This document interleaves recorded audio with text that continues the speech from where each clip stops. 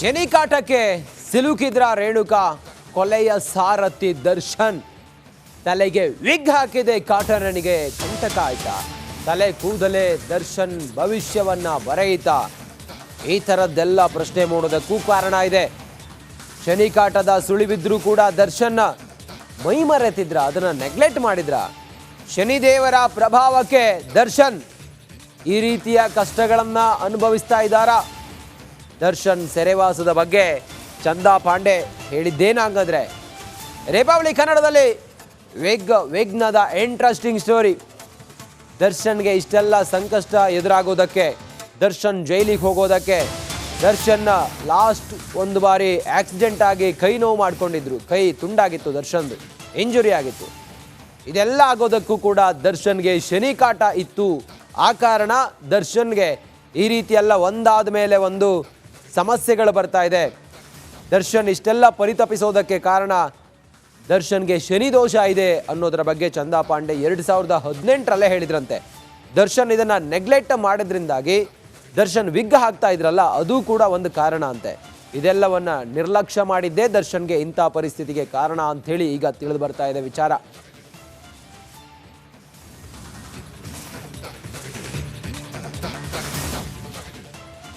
ತೆರೆ ಮೇಲೆ ಮಿಂಚುತ್ತಿದ್ದ box office ಬಾದ್ಶಾ ದರ್ಶನ್ಗೆ ಶನಿದೇವರ ದೆಸೆ ಇತ್ತ? ದಾಸನಿಗೆ ಸಾವಿನ ಛಾಯೆ ಕಾಡ್ತಾ ಇತ್ತ? ಇವೆಲ್ಲದರ ಬಗ್ಗೆ ವಿಗ್ನಿಂದ ಆಪತ್ತು ತಂದು ಕೊಡ್ತಾ? ಈ ಕುರಿತು ಒಂದು ವರದಿ ಇದೆ, ನೋಡೋಣ ಬನ್ನಿ.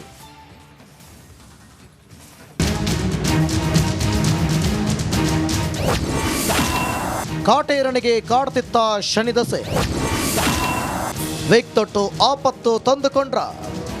ಸಾಲು ಸಾಲು ಸಮಸ್ಯೆಗಳನ್ನು ಎದುರಿಸುತ್ತಿರುವ ಚಾಲೆಂಜಿಂಗ್ ಸ್ಟಾರ್ ದರ್ಶನ್ಗೆ ಶನಿದಸೆ ಇತ್ತಂತೆ. ಅವರ ಬೆಂಬಿಡದೆ ಕಾಡ್ತಿದ್ದ ಶನಿದೇವ ಬ್ಯಾಕ್ ಟು ಬ್ಯಾಕ್ ತೊಂದರೆಗಳನ್ನು ಕೊಟ್ಟಿದ್ದಾನೆ ಅಂತ ರಿಪಬ್ಲಿಕ್ ಕನ್ನಡಕ್ಕೆ ಅಮ್ಮಾಜಿ ಚಂದಾ ಪಾಂಡೆ ಹೇಳಿದ್ದಾರೆ.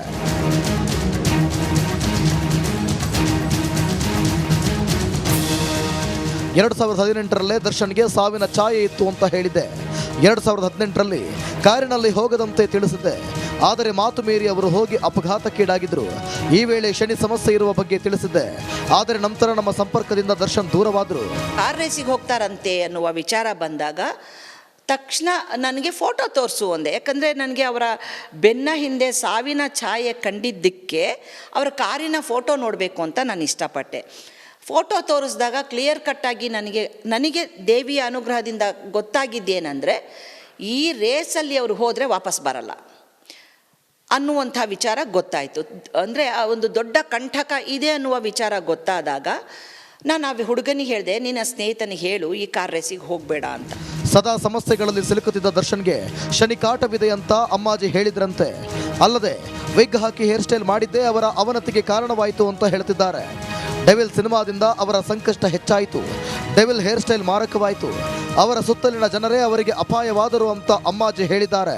ಒಂದು ಕೂದಲು ಹುಟ್ಟಿದಾಗ ಮಗುವಿನಿಂದ ಒಂದು ಶೇಪಲ್ಲಿ ಅದು ಡೆವಲಪ್ ಆಗ್ತಾ ಇರುತ್ತೆ. ಸಾಧ್ಯವಾದಷ್ಟು ಅದೇ ಶೇಪನ್ನು ಮೇಂಟೈನ್ ಮಾಡ್ಕೊಂಡು ಹೋಗಿ ಅದರಲ್ಲಿ ನೀವು ಉದ್ದ ಗಿಡ್ಡ ಕಟ್ಟಿಂಗ್ ಮಾಡಿಸ್ಕೊಳ್ಳೋವಂಥದ್ದು ಮಾಡಿದಾಗ ಅಷ್ಟಾಗಿ ತೊಂದರೆ ಬರೋದಿಲ್ಲ. ಅವ್ರ ಹೇರ್ ಸ್ಟೈಲ್ ವಿಗ್ ಮಾಡೋದು ತಪ್ಪು ಅಂತ ನಾ ಹೇಳ್ತಾ ಇಲ್ಲ. ಆ ವಿಗ್ಗಿನ ಸ್ಟೈಲ್ ಶೇಪ್ ಅದೇನಾಗಿತ್ತು, ಹಿಂಗೆ ನೆಟ್ಟಿಗೆ ನಿಂತ್ಬಿಟ್ಟು ಹಿಂದಕ್ಕೆ ಬಾಗಿತ್ತು. ಈ ಹೇಗೆ ಹೇಳ್ತೀವಿ, ಸ್ಪೈಕ್ ಅಲ್ಲ, ಸ್ಪೈಕ್ ಅಂದರೆ ಪೂರ್ತಿ ನೆಟ್ಟಿಗಿರುತ್ತೆ.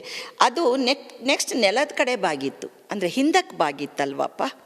ಅದು ಅವನತಿ ಅಂತ ಹೇಳ್ತೀವಿ, ಉನ್ನತಿ ಅಲ್ಲ, ಅವನತಿ.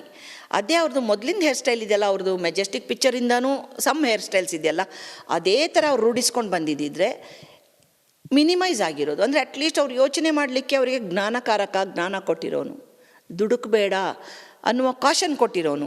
ಇಲ್ಲೇನಾಗಿದೆ, ಆ ಡೆವಿಲ್ ಪಿಕ್ಚರಿಂದು ಟೈಟಲ್ಲು, ಆ ಡೆವಿಲ್ ಪಿಕ್ಚರಿಂದು ಲೈಟಿಂಗ್ಸು ಆಯಿತಾ, ಆ್ಯಂಡ್ ಅದ್ರ ಜೊತೆಗೇ ಹೇರ್ ಸ್ಟೈಲು, ಅದರ ಜೊತೆಗೇನೆ ಇವರ ದುಡುಕು ಸ್ವಭಾವ.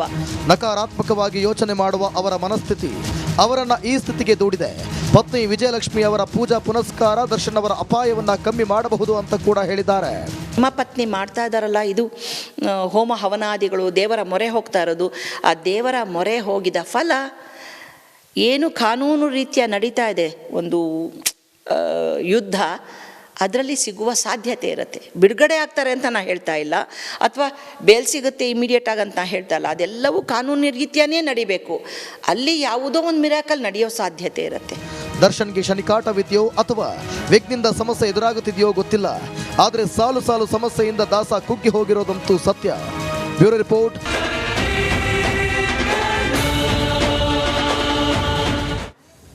ವಿರಾಮದ ಬಳಿಕ ಮತ್ತೆ ಸ್ವಾಗತ. ದಾಸನಿಗೆ ಸಿಗುತ್ತಾ ದೇವಿಯ ಅಭಯ. ಬಂಡಿ ಮಾಕಾಳಮ್ಮ ಕೊಲ್ಲೂರು ಮೂಕಾಂಬಿಕೆ ಶನಿ ಕಾಟದಿಂದ ಮುಕ್ತಿ ಕೊಡುತ್ತಾ ಆ ಪೂಜೆ ದರ್ಶನ್ಗೆ. ವಿಜಯಲಕ್ಷ್ಮಿ ಕೊಲ್ಲೂರಿಗೆ ಹೋಗಿ ಪೂಜೆ ಮಾಡಿ ಬಂದಿದ್ದು, ಚಂಡಿಕಾ ಯಾಗ ಮಾಡಿದ್ದು, ಹೋಮ ಮಾಡಿದ್ದು ದರ್ಶನ್ಗೆ. ಈ ಎಲ್ಲ ಪಾಪಗಳಿಗೂ ಕೂಡ ಪರಿಹಾರ ಸಿಗುತ್ತಾ? ವಿಜಯಲಕ್ಷ್ಮಿ ಮಾಡ್ತಿರೋ ಪೂಜೆ ಎಂಥದ್ದು ಗೊತ್ತಾ?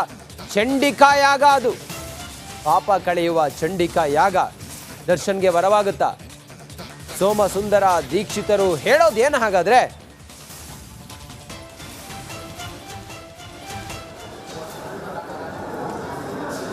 ವಿಜಯಲಕ್ಷ್ಮಿ ಮೊನ್ನೆ ಕೊಲ್ಲೂರಿಗೆ ಹೋಗಿದ್ರು. ಕೊಲ್ಲೂರು ಮೂಕಾಂಬಿಕೆಯ ಸನ್ನಿಧಾನದಲ್ಲಿ ಚಂಡಿಕಾ ಯಾಗವನ್ನು ಮಾಡಿದ್ರು. ಚಂಡಿಕಾ ಯಾಗ ಮಾಡಿದರೆ ಎಲ್ಲ ಪಾಪಗಳು ಕೂಡ ನಿರ್ವಹಣೆ ಆಗುತ್ತೆ ಅನ್ನೋದ್ರ ಬಗ್ಗೆ ಒಂದಿಷ್ಟು ಇತಿಹಾಸ ಇದೆ, ಮತ್ತು ನಂಬಿಕೆನೂ ಕೂಡ ಇದೆ. ಚಂಡಿಕಾ ಯಾಗ ಮಾಡೋ ಮೂಲಕ ದರ್ಶನ್ ಕೊಲೆ ಕೇಸ್ನಲ್ಲಿ ಜೈಲಿನಲ್ಲಿದ್ದಾರೆ, ಅವರು ಎಲ್ಲ ಪಾಪ ತೊಳೆದು ಹೊರಗಡೆ ಬರ್ತಾರೆ ಅನ್ನುವ ನಂಬಿಕೆಯಿಂದ ವಿಜಯಲಕ್ಷ್ಮಿ ಯಾಗ ಮಾಡಿದ್ದಾರೆ ಅನ್ನೋದು.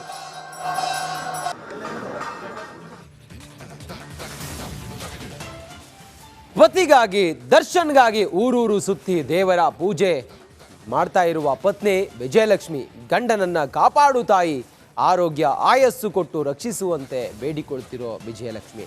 ದರ್ಶನ್ ಪರವಾಗಿ ಪತ್ನಿ ಹೋಮ ಹವನದ ಮೊರೆ ಹೋಗಿದ್ದಾರೆ. ಎಲ್ಲೆಲ್ಲಿ ಹೋಮ ಮಾಡಿದ್ದಾರೆ, ಯಾವ ದೇವರಿಗೆಲ್ಲ ಪೂಜೆ ಮಾಡಿದ್ದಾರೆ ಅನ್ನೋದಕ್ಕೆ ಸಂಬಂಧಪಟ್ಟಾಗ ಒಂದು ವಿಶೇಷ ವರದಿ ನೋಡೋಣ ಬನ್ನಿ.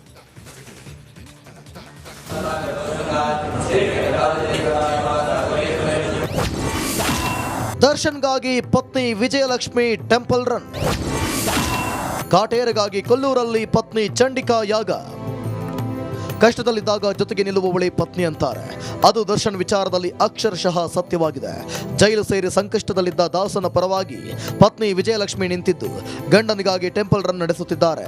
ಜೊತೆಯಲ್ಲಿದ್ದವರು ಏನೇ ಸಲಹೆ ನೀಡಿದ್ರು ಮಾಡ್ತಿರೋ ವಿಜಯಲಕ್ಷ್ಮಿ ದೂರದ ಊರುಗಳಲ್ಲಿರೋ ದೇವಸ್ಥಾನಕ್ಕೆ ಭೇಟಿ ಕೊಡ್ತಿದ್ದಾರೆ.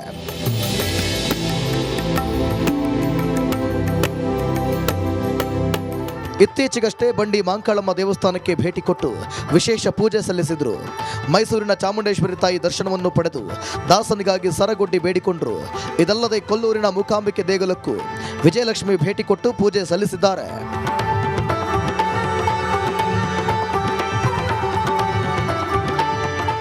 ಶಕ್ತಿಯ ಪೀಠದಲ್ಲಿ ದರ್ಶನ್ಗಾಗಿ ಚಂಡಿಕಾ ಯಾಗವನ್ನ ವಿಜಯಲಕ್ಷ್ಮಿ ಮಾಡಿಸಿದ್ದಾರೆ. ಚಂಡಿಕಾ ಯಾಗ ಅಂದ್ರೆ 700 ಸ್ವಾಹ ಕಾರ್ಯ ಮಾಡೋ ಯಜ್ಞ. ಚಂಡಿಕಾ ಯಾಗ ಮಾಡಿದರೆ ತಾಯಿ ಅನುಗ್ರಹ ನೀಡ್ತಾಳೆಂಬ ನಂಬಿಕೆ ಇದೆ.